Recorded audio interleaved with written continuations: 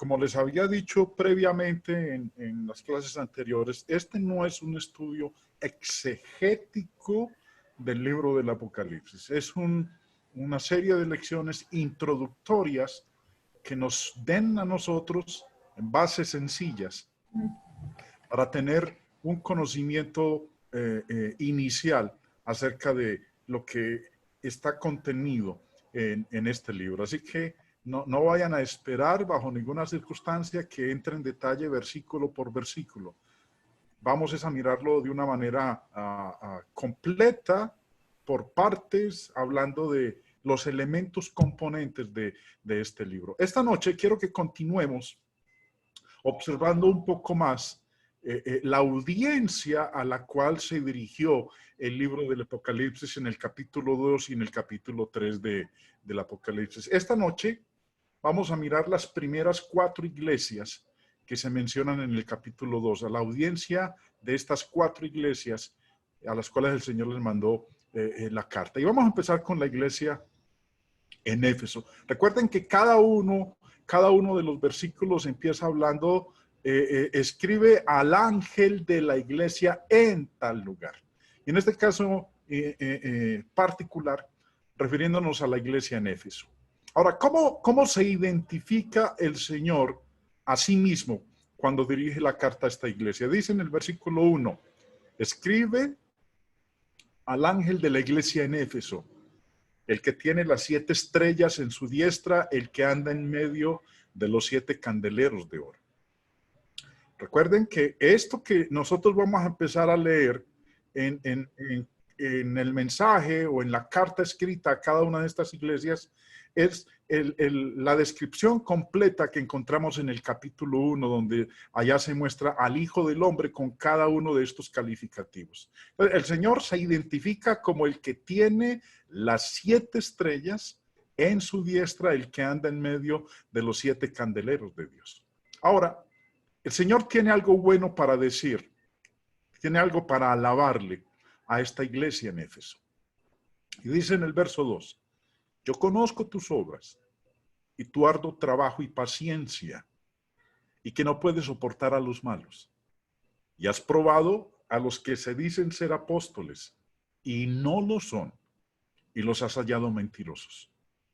Y has sufrido, y has tenido paciencia, y has trabajado arduamente por amor de mi nombre, y no has desmayado. Vamos a ver, hermanos, a medida que avancemos, que la misma línea en que escribe a cada una de las iglesias, a una iglesia, es la misma línea que utiliza para escribirle a cada una de las otras. Después de la alabanza, el Señor sigue diciendo algo que estaba sucediendo con esta iglesia. Y dice en el verso 6, pero tienes esto, que aborreces a los nicolaitas, las cuales yo también aborrezco. Ahora, ¿qué era esto de los nicolaitas en la iglesia en Éfeso? El señor Barclay, en su comentario del Apocalipsis, dice, los herejes que encontramos aquí son los nicolaitas. Solo se los nombra, no se los define. Nos los encontramos otra vez en Pérgamo, cuando escribe a la iglesia en Pérgamo en el versículo 15, donde se los relaciona muy estrechamente con los que mantienen la enseñanza de Balaam, que a su vez se relaciona con comer cosas sacrificadas a los ídolos y con la inmoralidad.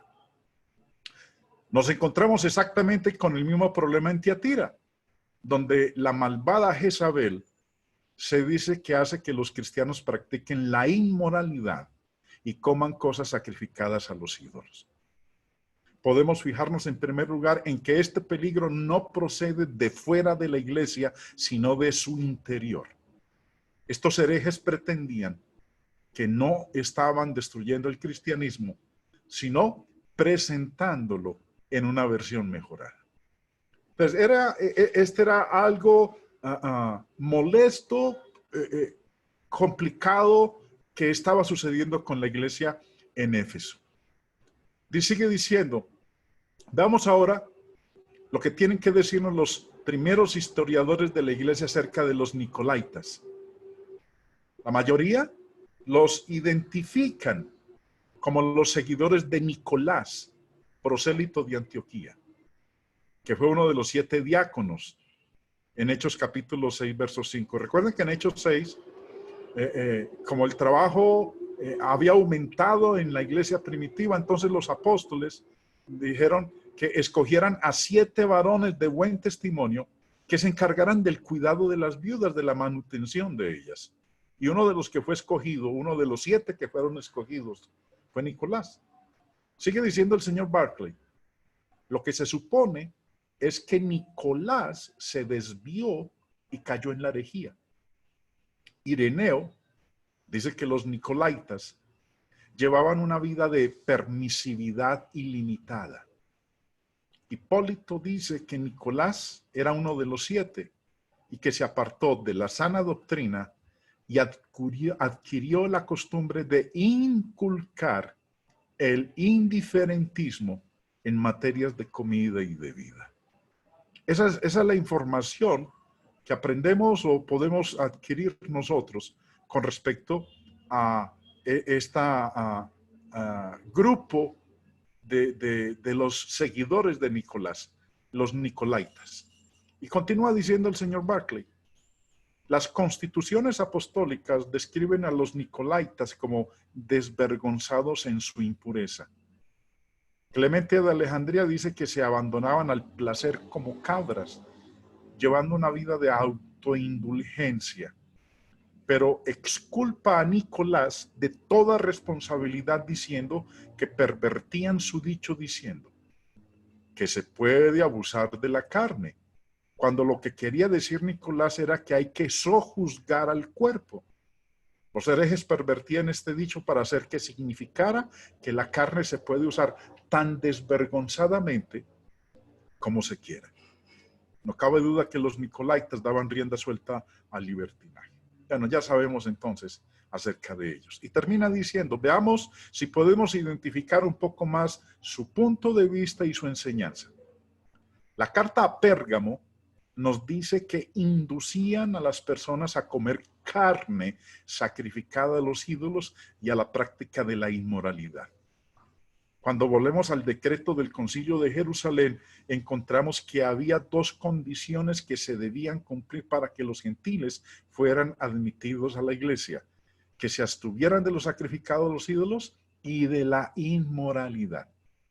Estas eran las 2 cosas que quebrantaban los nicolaitas.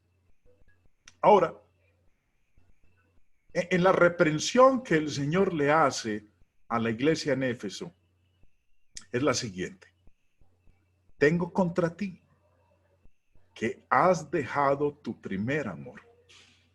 Vendré pronto a ti y quitaré tu candelero de su lugar si no te hubieres arrepentido.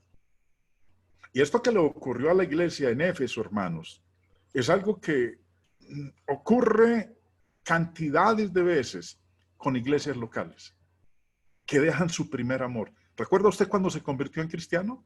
Ese celo, ese ardor, esas ganas, ese empuje. Usted le quería hablar a todas las personas, quería ser el primero en llegar a la reunión, participar en todas las cosas de la iglesia. Y con el paso del tiempo, ¿qué ocurrió? Nos fuimos enfriando. O como lo dice aquí el Señor, dejamos nuestro primer amor. Pero eso no es excusa, porque mire lo que dice el Señor, que eso es algo de lo cual nos debemos arrepentir. Cambiar, porque si no quitará el candelero de su lugar. Y el candelero, el uso del candelero en el libro del Apocalipsis es el reconocimiento que el Señor le da a un grupo religioso como su iglesia. Quitaré tu candelero de su lugar, es que el Señor ya no seguiría reconociéndolos a ellos como iglesia de Él. ¿Cuál es el consejo? ¿Qué instrucción o consejo da el Señor a esta iglesia? Volviendo al versículo 5 les dice, recuerda por tanto de dónde has caído y arrepiéntete y haz las primeras obras. Vuelvan a como todo era en el principio, el Señor les está diciendo. Ese es el consejo que les da.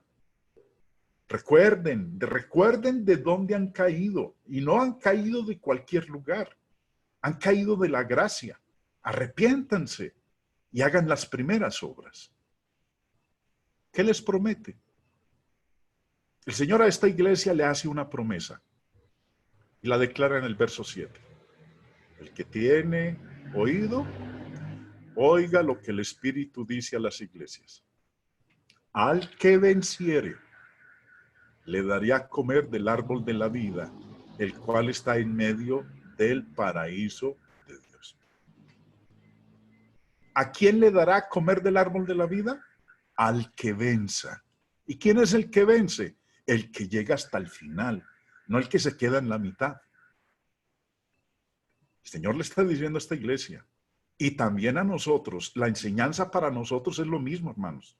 Tenemos una promesa de comer del fruto del árbol de la vida que está en medio del paraíso de Dios. Pero es algo que solamente se nos va a conceder si llegamos hasta el final. En una competencia, vence el que llega hasta el final. Los que se retiran, los que nada más llegan a mitad de camino, no han vencido. No vencieron. Esmirna. Acerca de la iglesia en Esmirna. El Señor, ¿cómo se identifica cuando escribe a esta iglesia? Dice, escribe al ángel de la iglesia en Esmirna. El primero y el postrero. El que estuvo muerto y vivió. Hablando de cuando él fue crucificado y resucitó al tercer día. Así se identifica él con esta iglesia. Ahora, ¿qué cosas buenas estaban sucediendo en esta iglesia? Dice el verso 9, yo conozco tus obras y tu tribulación y tu pobreza, pero tú eres rico. Yo conozco las dificultades que ustedes están pasando. Conozco su situación, su condición. Puede que ustedes económicamente no tengan mucho, pero la verdad es que son ricos en otras cosas, no en lo material, pero son ricos, les dice el Señor. Pero también tiene algo para reprenderles. Había un problema en esta iglesia. ¿Cuál era? Yo conozco la blasfemia de los que se dicen ser judíos y no lo son, sino sinagoga de Satanás. Dentro de la membresía habían aquellos que eran judíos, pero eran sirvientes del diablo, blasfemaban de las cosas de Dios. Ese era un gran malestar, un gran problema que tenía esta iglesia. Decían ser judíos y no lo eran. Ahora, ¿en qué sentido no lo eran? No le estaban sirviendo a Dios, estaban al servicio de Satanás. Ahora, ¿cuál es el consejo que el Señor les da a esta iglesia en Esmirna? No temas en nada lo que vas a padecer. Y aquí el diablo echará a algunos de vosotros en la cárcel para que seáis probados y tendréis tribulación por 10 días. Sean fieles hasta la muerte, les dice el Señor. No teman, no tengan miedo. Van a sufrir. Algunos de ustedes van a ir a la cárcel, van a ser probados, van a tener tribulación. Pero esa tribulación va a ser de corta duración. Nada más va a ser por 10 días.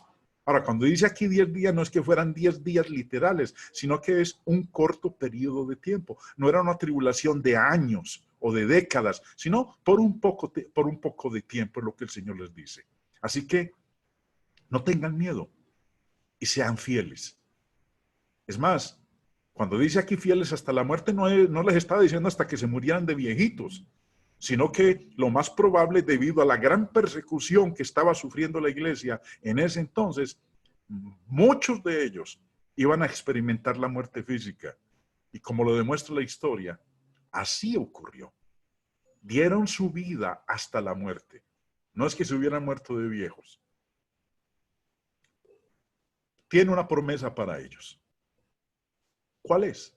El verso 10 dice, sé fiel hasta la muerte y yo te daré la corona de la vida. El que tiene oído, oiga lo que el Espíritu dice a las iglesias. El que venciere no sufrirá daño de la segunda muerte. Y vamos a quedarnos un ratito aquí, hermanos queridos, para hablar de esto de la segunda muerte. Dos promesas les hace el Señor a esta iglesia, a la iglesia en Esmirna. Les va a dar la corona de la vida. Pero ¿cuál es la condición? Que sean fieles hasta la muerte. Ya sea que mueran de avanzada edad, pero en este punto particular, debido a la situación que ellos estaban experimentando, era si tenían que morir físicamente debido a la persecución. Y el Señor les dice, el que venza, no el que se acobarde, no el que llegue nada más hasta la mitad del camino, no el que se aparte, el que venza no sufrirá daño de la segunda muerte. Apocalipsis habla de una primera resurrección y habla de la segunda muerte. ¿De qué está hablando el Señor? Bueno, vamos a tratar de explicarlo de una manera sencilla, haciendo uso de estos diagramas. Este es el presente. Aquí estamos nosotros, todos los seres humanos, el mundo. Pero en el mundo también hay algo que se conoce como el reino de las tinieblas, la potestad de las tinieblas. La humanidad está en una de las dos, en el reino de la luz o en el reino de las tinieblas. Pero algo que está establecido, determinado por Dios, es que todos hemos de morir. Hebreos 9:27 dice, y de la manera que está establecido para los hombres que mueran una sola vez. Desde Adán hasta el último ser sobre la faz de la tierra, ha experimentado o experimentará la muerte. ¿Cuántas veces? Una sola vez. La muerte física, una sola vez. Es lo que Dios ha establecido. Ahora, ¿a dónde vamos cuando morimos? En el mundo hay mucha especulación con respecto a esto, pero Dios ha sido claro en su palabra en decirnos a dónde vamos cuando nuestra existencia terrenal llega a su fin.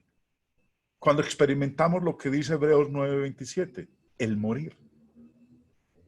Bueno, mirando aquí el diagrama, hermanos, y quiero que le presten atención. Algo que Dios enseña es que los fieles vamos a experimentar la muerte. Los niños, los infieles, los que conocieron una vez la verdad de Dios, también van a experimentar la muerte. Los niños también experimentan la muerte. La van a experimentar. Los que no conocieron a Dios, los que no obedecen al Evangelio, también van a experimentar la muerte. Sus cuerpos irán al sepulcro, porque está establecido por Dios que el hombre muera una sola vez. Pero hablando del alma, porque el ser humano se compone de cuerpo y alma. El cuerpo va al sepulcro, pero cuando el alma se separa del cuerpo, ¿para dónde va? Bueno, la Biblia dice que va a un lugar que se llama el Hades. Todos los que han sido fieles al Señor van al Hades, pero a un lugar del Hades que se llama el paraíso o el seno de Abraham. Los niños también. Un niño cuando se muere no se va para el cielo, ni tampoco se va para el purgatorio o para el limbo, acorde a la doctrina católica romana. No, los niños también van al Hades. El Hades es el lugar donde van las almas de todos los que terminaron su existencia física. También al Hades van los infieles, los que murieron en pecado, sin arrepentirse, desobedientes a la palabra de Dios. Van a un lugar del Hades que se llama el lugar de tormento o las prisiones de oscuridad.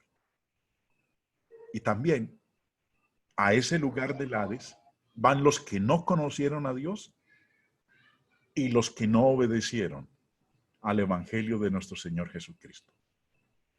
Al Hades van todos, buenos y malos, hijos de Dios y no hijos de Dios. Pero el Hades está separado por un abismo o una gran cima.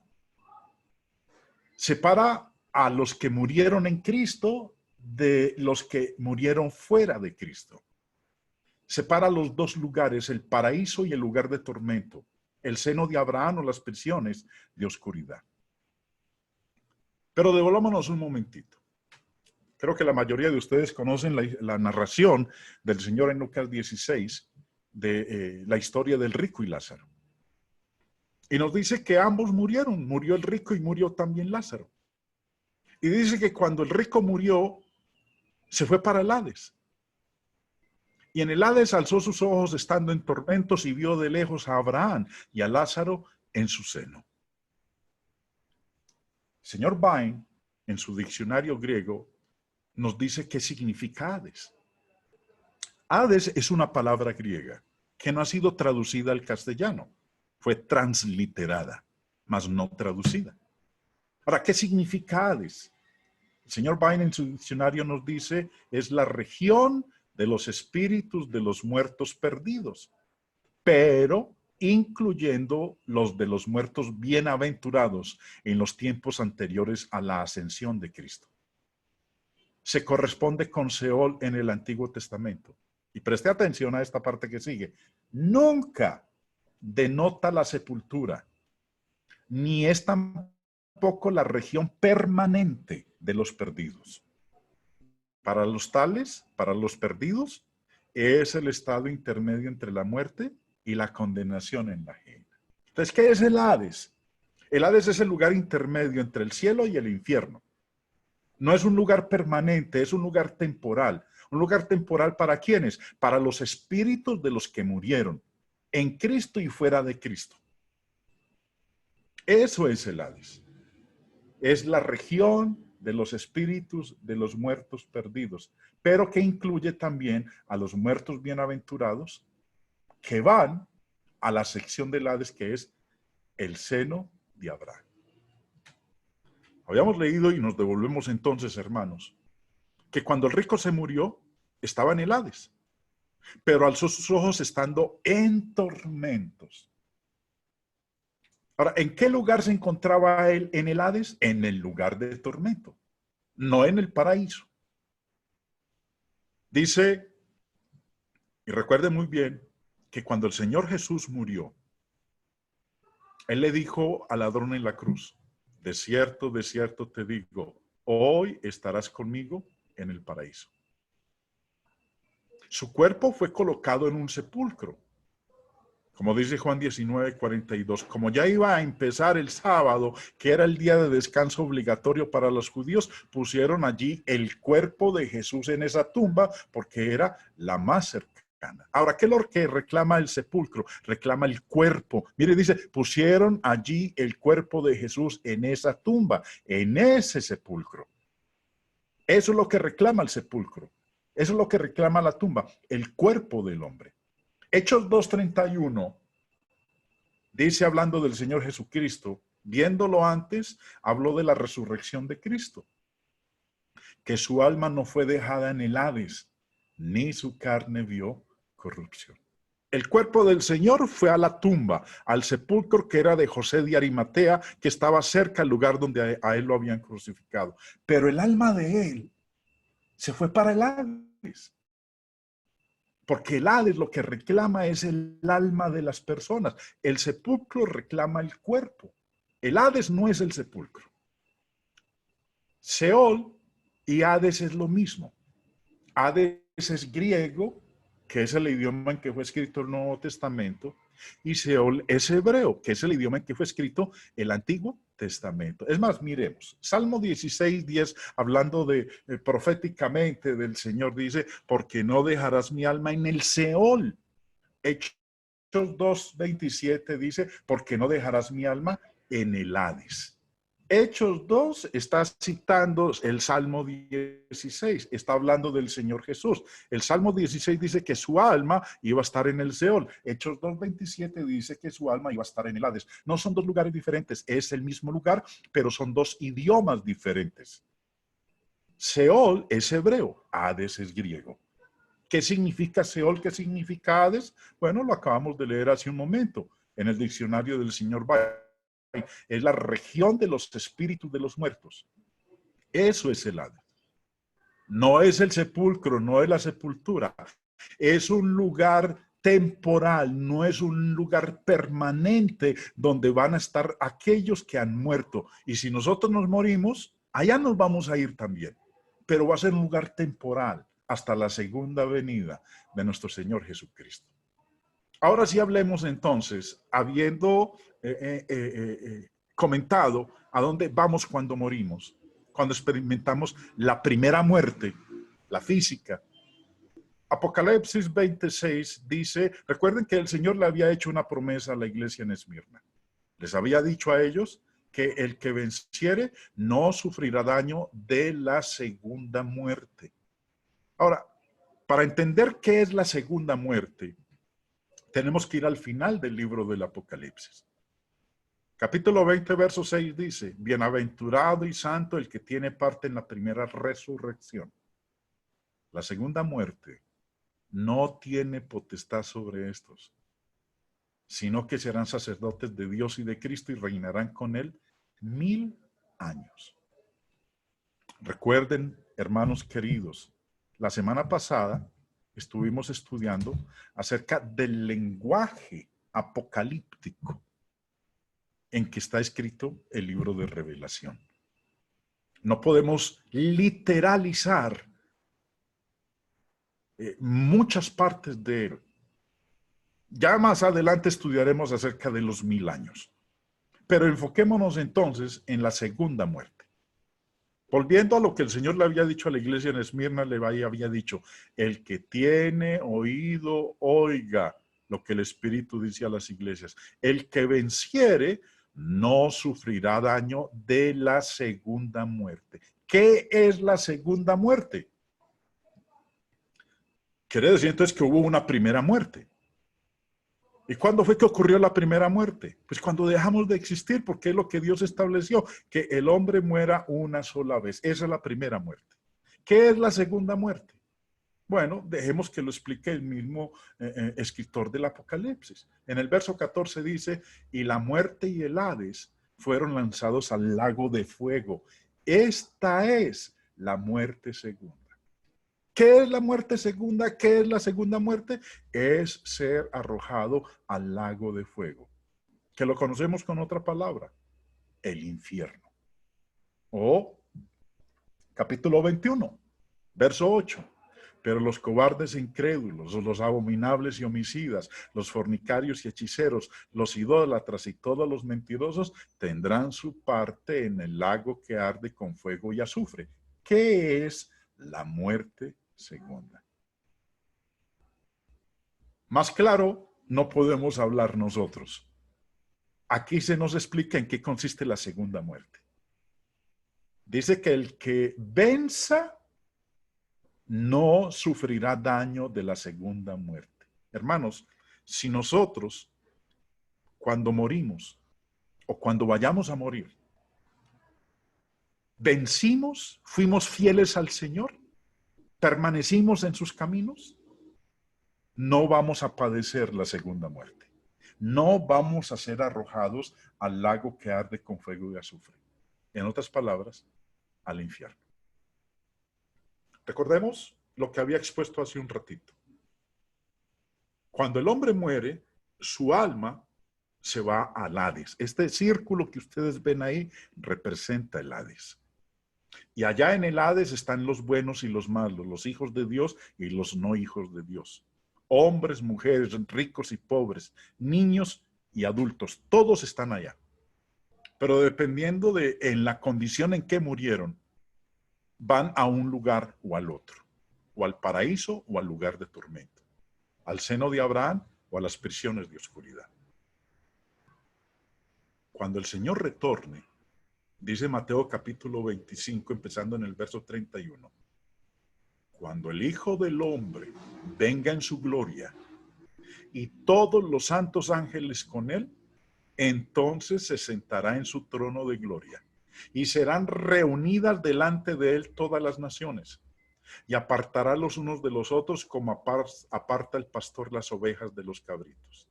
Y pondrá las ovejas a su derecha y los cabritos a su izquierda.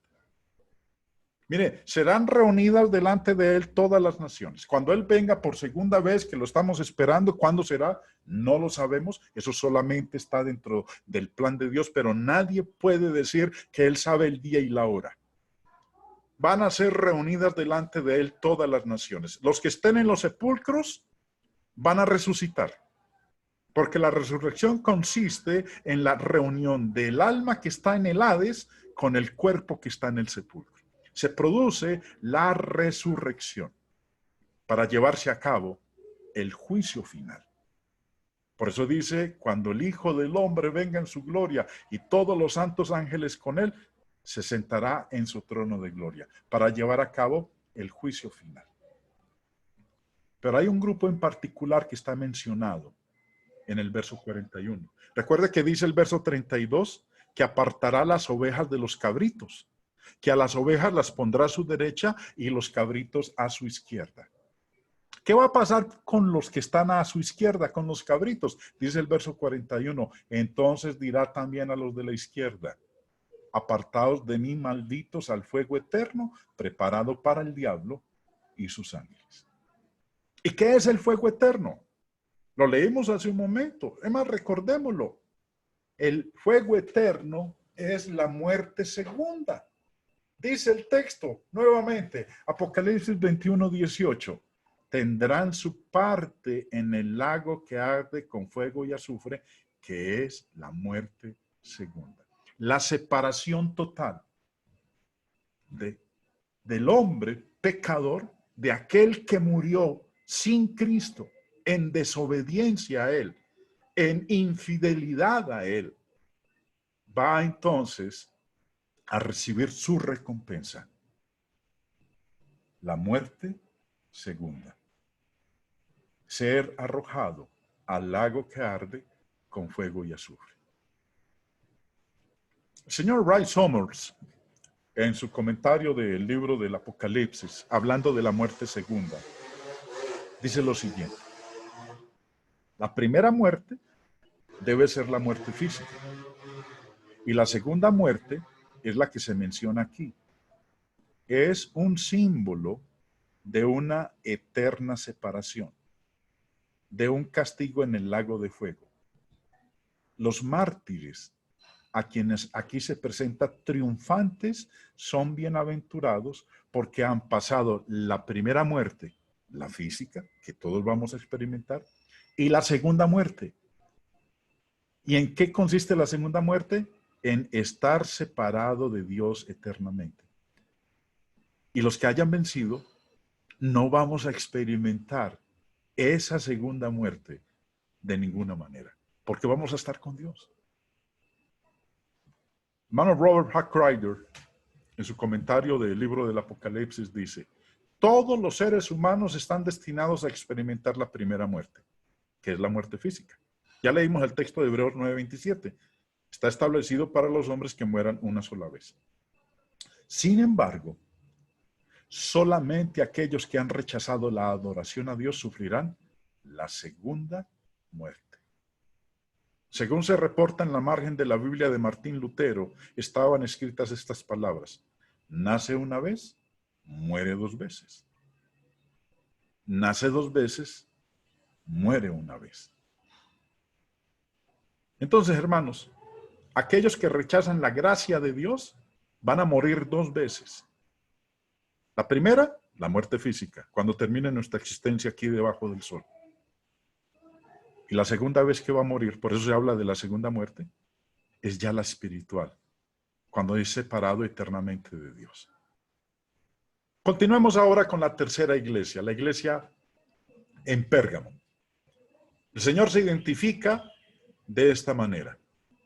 Escribe al ángel de la iglesia en Pérgamo, el que tiene la espada aguda de dos filos dice esto. El que tiene la espada aguda de dos filos dice esto. Ahora, ¿qué cosas alaba el Señor en esta iglesia? Dice, yo conozco tus obras ¿Y dónde moras?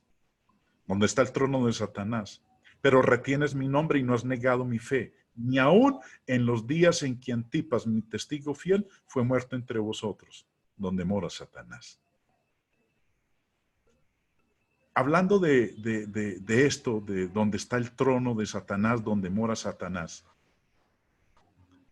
que el Señor los alabó porque se habían cuidado de eso, habían retenido su nombre, no habían negado su fe, a pesar de que ellos habitaban donde estaba el trono de Satanás.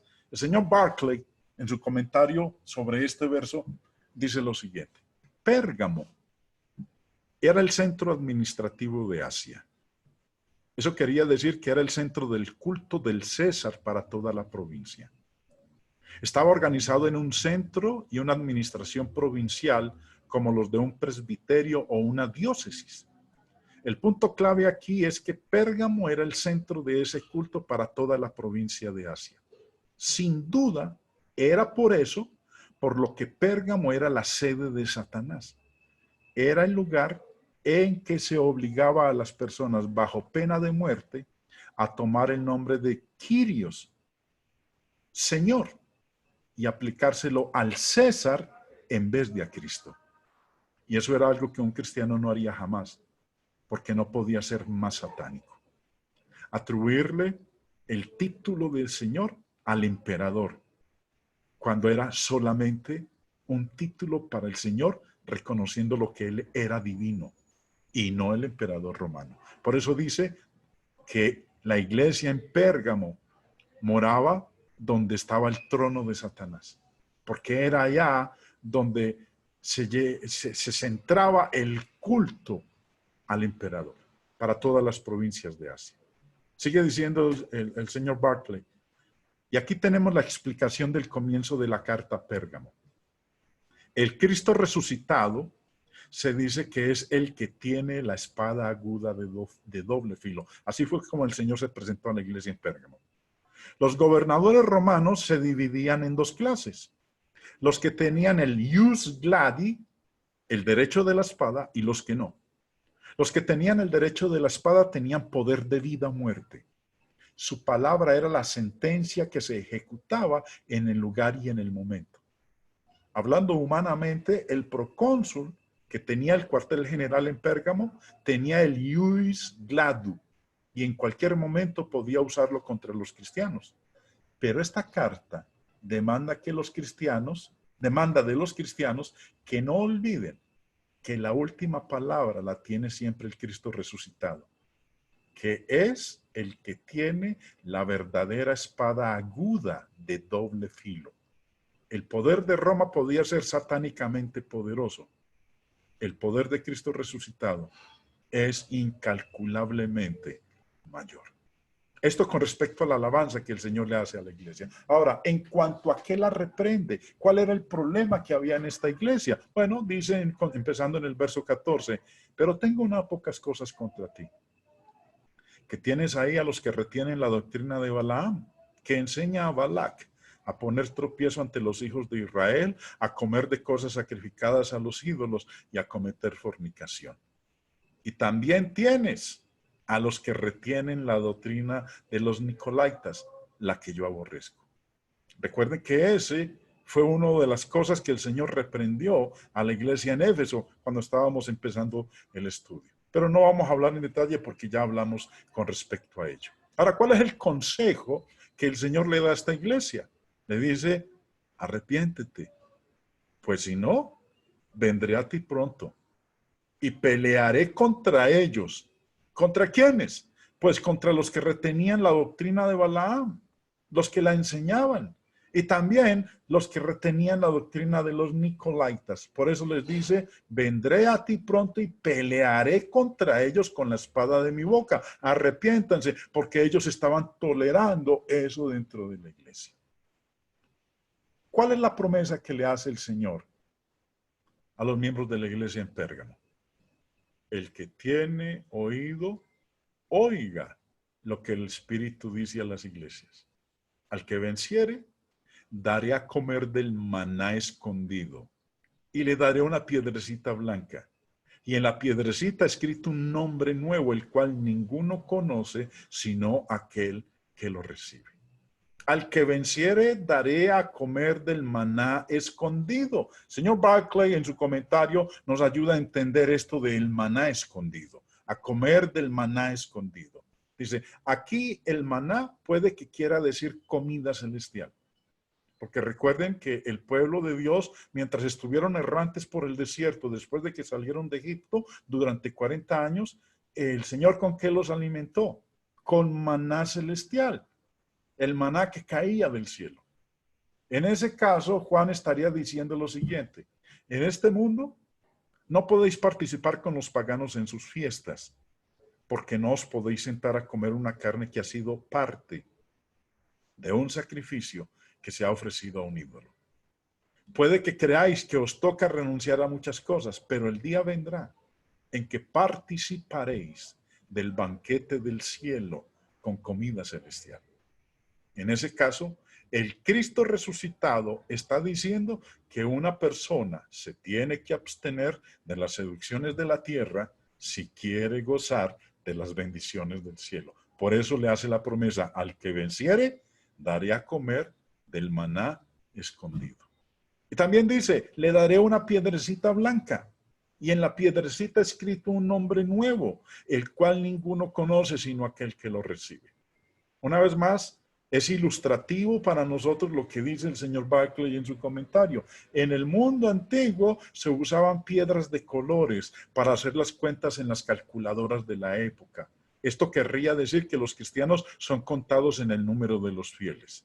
En los tribunales antiguos se usaban piedrecitas negras y blancas para registrar el veredicto de los jurados. Las blancas para inocente y las negras para culpable. Esto querría decir que el cristiano es declarado inocente ante Dios gracias a la obra de Jesucristo. Y llegamos a la última iglesia del estudio en esta noche, hermanos. La cuarta, la iglesia en Tiatira. ¿Cómo se identifica el Señor con ella? Les dice, el Hijo de Dios. Escribe el ángel de la iglesia en Tiatira, el Hijo de Dios, el que tiene ojos como llama de fuego y pies semejantes al bronce bruñido, dice esto. Cuando habla de los pies semejantes al bronce bruñido, ¿qué significa? Bueno, una vez más citemos al señor Barclay. La palabra que traducimos por bronce pulido es el término que ustedes ven ahí. No se sabe a ciencia cierta qué metal era. Tal vez se trataba del fabuloso compuesto llamado electrum, que los antiguos creían que era una aleación de oro y plata, y más preciosa que cualquiera de los dos. Aquí de nuevo es el Antiguo Testamento el origen de la visión de Juan. En Daniel se nos dice del mensajero divino que eran sus pies o piernas como de color de bronce bruñido. En Ezequiel se dice de los seres angélicos que les centelleaban los pies a manera de bronce muy bruñido. Puede ser que debamos ver dos cosas en esta figura. El bronce representa la fuerza, la estabilidad de Dios, y los rayos resplandecientes, la velocidad, la prontitud de Dios para venir en ayuda de los suyos o para castigar el pecado. ¿Qué alaba el Señor en esta iglesia? ¿Qué cosas buenas estaban ocurriendo en esta iglesia en Tiatira? Yo conozco tus obras y amor y fe y servicio y tu paciencia, y que tus obras postreras son más que las primeras. ¿Qué le reprende?